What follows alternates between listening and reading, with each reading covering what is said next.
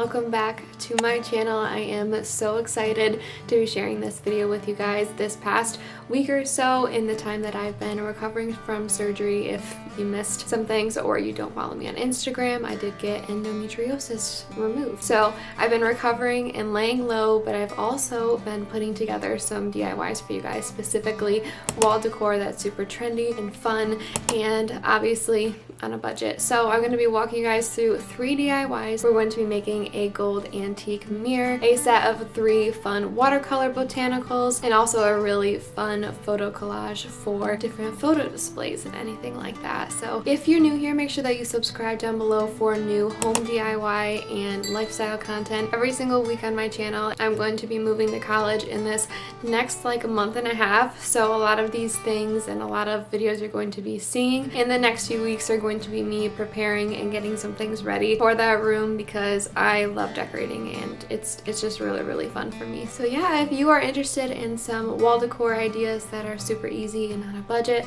make sure you keep watching, and without further ado, let's go ahead and get started. So the first piece of wall decor we're going to be tackling is a very trendy look right now. It's kind of a brushed gold antique looking mirror. So what I'm doing is I'm starting with this $15 mirror that I got off of Facebook Marketplace. The great thing is you can start with any sort of mirror, you can thrift it, but I just loved the design of this and I just loved the potential that we could make this look so much more expensive than the $35 at Kirkland's that it was originally purchased for. So the first thing that we're going to do is tape off this mirror. I'm just using this, I think it's frog tape, but obviously you can use any sort of tape like masking tape, painter's tape, and I'm just taking little pieces of that tape and going all around the rim because it is rounded and it's an oval obviously. If you have a more of a square mirror, you're not going to need to do this as often or really at all, but we really want to make sure that we're getting a nice straight line all the way around. It doesn't need to be perfect, of course, it's kind of hard to get it perfectly perfect, but we're just going to go all the way around and make sure everything is sealed off.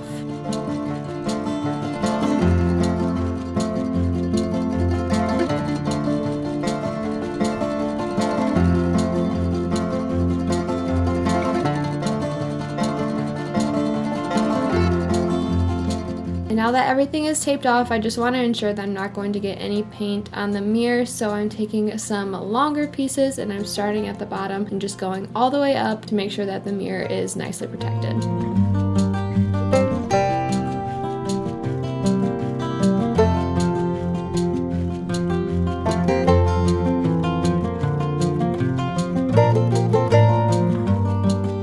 After we press down all the tape and make sure everything is perfectly sealed to the mirror, we're going to sand down our surface a bit on the outside. So I'm using a 100 grit sandpaper, and I think fine gritted sandpaper is going to work really nice. We really just want to get a little bit of the finish off of this. If you looked at it closely, there were some scuff marks that I made as I sanded it, and that's a good sign that we're getting all of that grit off and making sure that our paint is going to stick a lot better. And then we're just taking a damp cloth and wiping off all the excess dust. Now we're gonna go in with this metallic craft paint. I believe this is actually for fabric, but I did want to use some materials that I already had, and then I have a few different colors to mix in with it just to make it more of the tone that I want. So one thing I did notice in mixing this color is, well, first of all, it's very yellow. Of course, I wanted it to be more of that warm, antique, aged sort of look, but I learned that acrylic paint doesn't really mix very well. You can sort of see the little streaks going through the gold paint. If you're doing this, I would definitely suggest just doing gold and then sort of using those other colors over the top. And we'll kind of talk a little bit more about that later. And of course, if you do have some sort of gold spray paint, or you don't want to do gold at all, you want to do like black, or if you wanted to do silver and it's a gold mirror, or whatever you want to do, you can use that. Again, I was just using what I had on hand. I believe we ended up doing about 3 coats of this just to sort of get that silver to go away nicely. And you can sort of see with each coat, yellow is becoming a lot more predominant. It's definitely gold, not the aged look that we want, but this is just a really good base to start with. And also, all of these projects were done outside, so you're gonna see a lot of my kittens and also my dogs, so please enjoy that.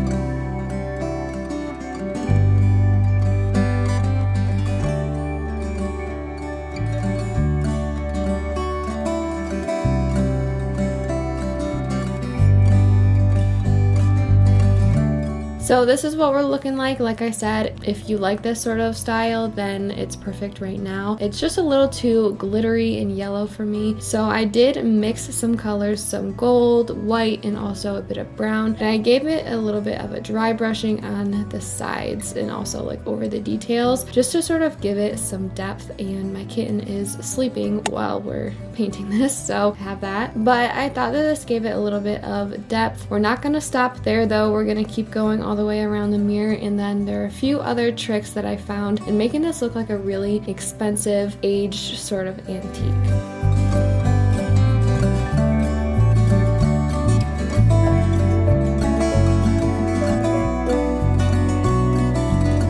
At this point, I thought I was done with the project, so I ended up taking all of the tape off of the mirror. So I just took everything off very carefully. I did use my little mixing spatula for paint to sort of get any dried paint that had gotten onto the mirror by accident, and then I did wash it off and kind of clean the mirror really nicely.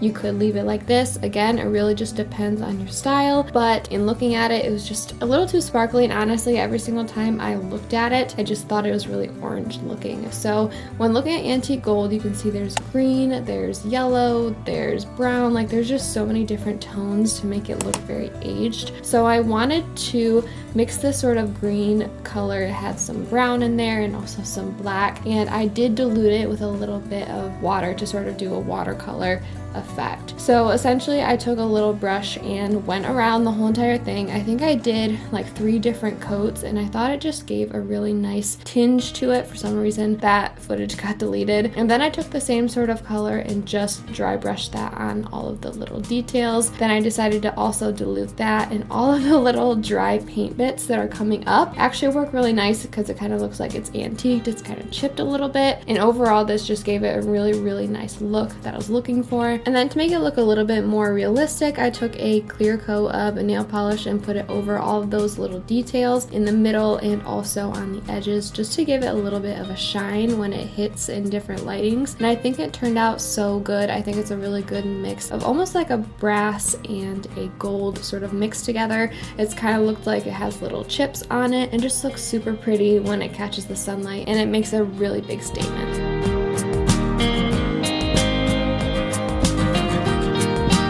Up next is a really beautiful set of 3 little botanical watercolor frames. So whenever I'm painting, I try to keep in mind the different material that I'm using, just because if you use regular printer paper or cardstock, it tends to shrivel a little bit. So for this, we're going to be using some cardboard. And this is perfect because we can reuse them. We have a recycling bin full of cardboard that is begging to be reused all the time. So the first thing I'm doing is measuring them to size. The frames that I had, I believe, are 10-inch frames with 6-inch inserts, so that's what I'm going to be doing, and I have 3 of them, so I'm cutting out 3. Of course, you can do this to any sort of size of frame or anything like that and just customize it to what you are going to be doing with them. And I find that the easiest way to cut these out, at least for this small of size, is just using some really sharp scissors. These are fabric scissors. I believe I got them from Hobby Lobby, and they work really nice. So we're going to repeat that process until we have 3 of them.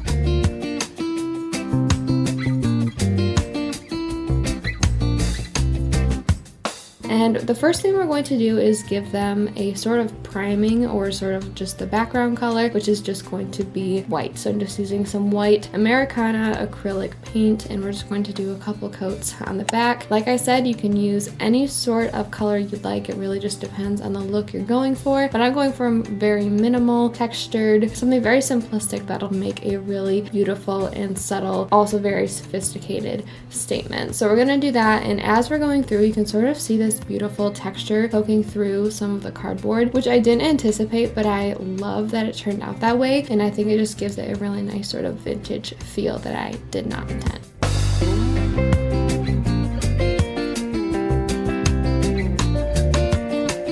Now that our pieces of cardboard are nice and dry, we're going to start getting together our watercolor. Now watercolor can be a little bit intimidating. I get a little nervous every time I do it, but these are a few of the basic colors that I'm using. The red is to dull the green if we need it because it is opposite on the color wheel to green, and I didn't end up using the brown or anything, but I just had it there. Also had like a mixing spatula, a couple of different types of paintbrushes, and a clean bowl of water. So now I'm mixing up all my colors, going from darkest to lightest and just making sure I have a good amount of each of them. And generally for watercolor, you want to work from lightest to darkest, and as you go, you want the color to be more concentrated. So in the end, the ratio for the darker colors was less water to more paint, and then the lighter colors was more water to less paint, if that makes sense. So as the color gets lighter, you're gonna have a more diluted color. And I also have some white on standby for highlights and things like that.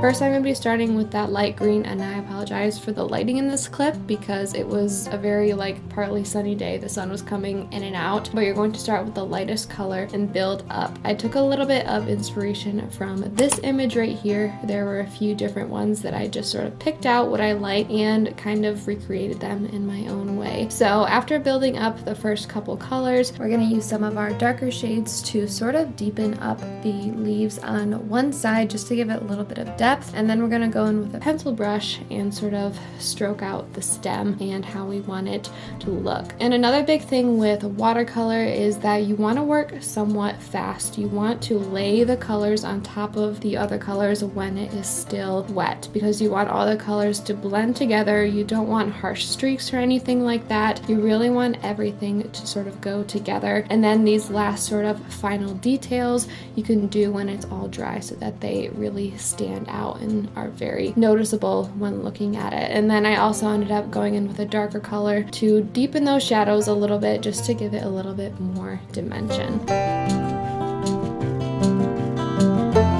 And all the same principles apply to these next couple images. Again, I did take inspiration from a couple different photos, and we're just building up in color and giving them nice defined shadows and dimension, and we're just going to keep going until we have 3 of them. I recommend doing 3 different botanicals that look pretty different. That way they just are more intriguing, interesting sort of set, if you know what I mean. If they're all too similar, it could be a little bit boring. Of course, there is a time and place for all of that. It really just depends on what you're making it for. You could do whatever you'd like, but I think a more varied group of 3 is a lot more interesting and really draws the eye.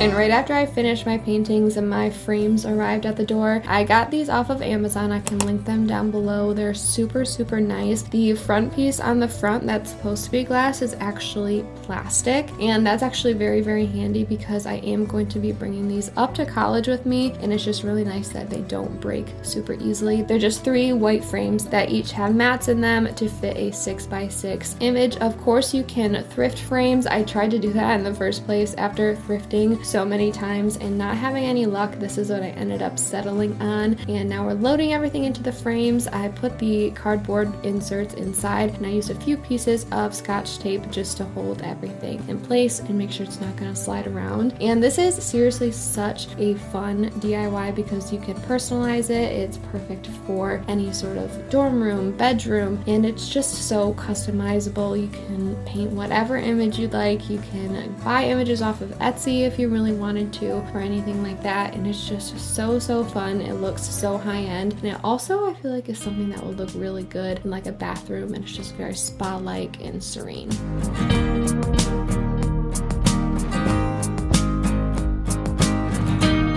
This next piece of wall decor is one of my favorites. It's going to be a wall sort of photo collage that you can make yourself, and it's super customizable and pretty easy to do. So if you've been watching my channel for a while, you guys know that I love this display that I have above my desk. It's from Amazon, and I wanted to have a version to bring up to college with me. So I was trying to think of ways that I could do this without spending any money and just using all the materials that I had around me. We had some apple wood in our barn, so I decided to use that. You could also use normal square pieces of wood or dowels, and now I'm going to cut it to size. I decided on 30 inches, and I did that for both, and we're just going to cut them down with those shears or pliers, or I guess whatever those are called. You could also use like a saw or like a table saw, and we're just cutting off the little imperfections. And I chose 30 inches because I knew I wanted 4 different places for the string to hang down. So if we did every 6 inches, that would leave us with 5 sections, and then we'd have 4 different places to put holes. So that's exactly what I did. I took my tape measure and I would mark every 6 inches to where all of our holes were going to be drilled. And you don't necessarily need to drill. You could always use like hot glue or something like that after you paint, but I think drill is definitely going to make it look more professional, and it just is going to hold up better. So I ended up using a 29/64. I don't know if that's actually how you should say it. I ended up using that sort of drill bit. I definitely could have gone a bit thinner. It really just depends on the string that you're using and how thick it is. I thought it was better to err on the thick side rather than the thin, just to make sure that I could get my string through. And this part is pretty simple. You're just gonna drill through. You're gonna kind of go up and down just to make sure that it's all cleaned out nicely, and sort of tap out all of the sawdust that comes with it.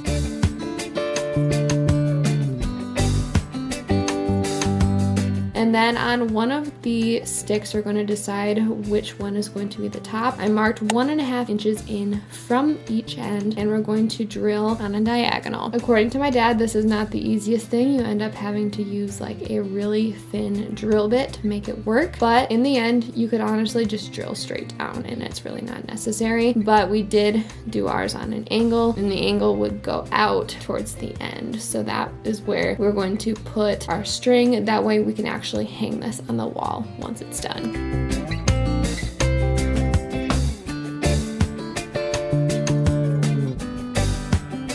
And now that all our holes are drilled and everything, we're going to take a wire brush and just sort of get any cobwebs or dirt or dust off of them just initially. And then we're now going to go in with a damp cloth, and we're going to wipe them down and get all of the other dirt and stuff that's a lot harder to access with just a brush. We're going to make sure they're wiped off really thoroughly, and we're going to let them dry for probably 15 to 20 minutes. And now we're going to pull out our paint. This is the paint that I'm using. I just went to our little stash in our basement and picked out a white can, and I am just going to be putting this all over the sticks. And since there are holes that we're going to be putting string in, I made sure not to pile up the paint too much, just to make sure that we're not going to, fill in our hole or anything like that, and it's just going to make the drying process a little bit longer if we do that. And I decided to use just a plain little brush from one of my brush sets, just to make sure I got in every single nook and cranny. And I believe I did about 3 coats on each stick, and I sort of did the top half, went down as far as I could, let it dry, flip it over, paint it, let it dry, and kind of repeat it about 3 times. And at this point, you can do obviously any color you want. You can do a bunch of different colors, you can do just one, but I wanted it to sort of feel very minimal, and I wanted the pictures in the collage to sort of speak for themselves, and I didn't want the color to distract from all of those fun memories and pictures and things. So that's what I'm doing here, and once they're dry, I'll show you guys how to put this all together. It's actually very, very simple, and I'm super happy with how it came out.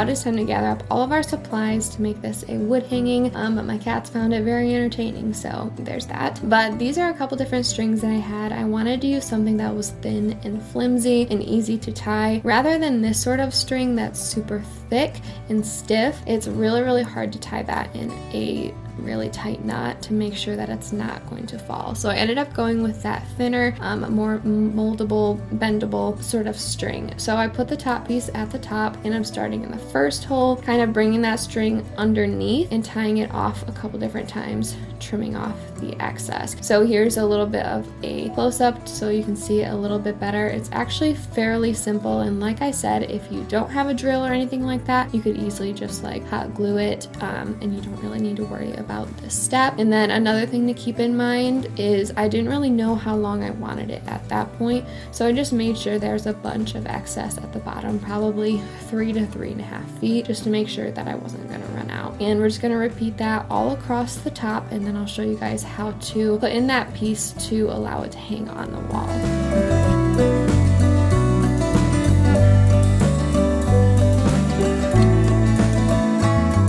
Actually, before we do that, it looks like I'm going to show you how to attach it to the bottom. So the main thing, you could use like a level or something like that to make sure that these sticks are as level as possible, but given that some of them have a little bit of like a curve to them, just measuring with my measuring tape was my best bet. So I did about 27 inches. Again, it really just depends on your space and how big you want it. And I did the first 2 on the end, and then I did the other one on the other end, just because there's a little bit of a dip where that third hole is. I just wanted to make sure that the string was nice and taut, and like I said, I did like double knot those and make sure that they were on there really well. And then for that top piece, I'm going to cut off a really long piece of string just to make sure that I have enough, and I'm just going to pull it through, and I'm kind of going to do the same thing. I'm going to pull it under and tie the knot in the back, that way you can't see it, and then cut off that excess. How big you leave this piece is really up to you. I only wanted like, I don't know, probably 4 to 6 inches off the middle, if that makes sense, like the tip of that triangle. So I didn't want it super big, and I just sort of played with it. It wasn't super exact at all.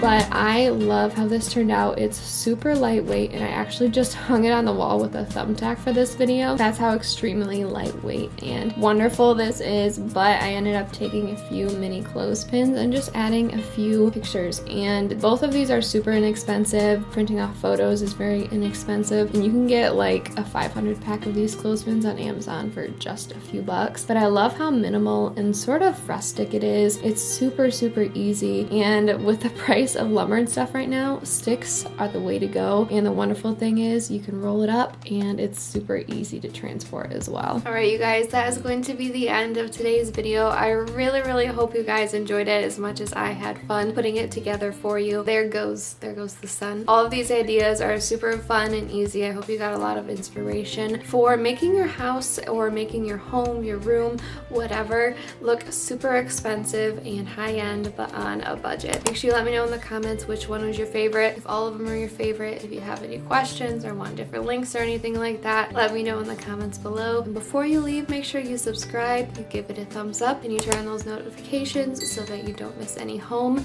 lifestyle, or DIY videos on my channel. Coming up, we have some really fun videos, especially some like back to school DIYs, which is kind of bittersweet, but overall I think it's really fun. But yeah, that is everything that I have for you. I hope you guys are having a wonderful day. Thank you for spending some time with me over on my channel, and I cannot wait to see you in my next video. Bye guys.